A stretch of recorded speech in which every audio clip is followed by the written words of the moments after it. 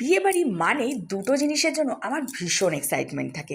প্রথমটা হলো সাজগোজ করা, আমি সাজগোজ করতে ভীষণ ভালোবাসি।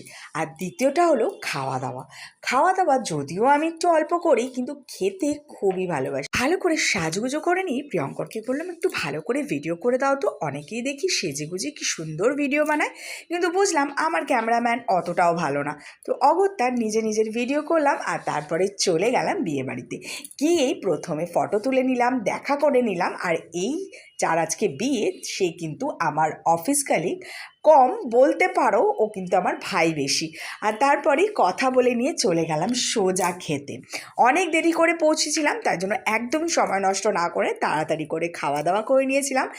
তারপরে কাকিমার সাথে একটু গল্প করে নিয়ে আমরা আইসক্রিম খেয়ে বিয়েবাড়িকে টাটা বলে বেরিয়ে পড়লাম বাড়ির উদ্দেশ্যে। অনেক রাত হয়ে গেছিলো, তাই তাড়াতাড়ি করেই আমরা বাড়ি চলে এসেছিলাম।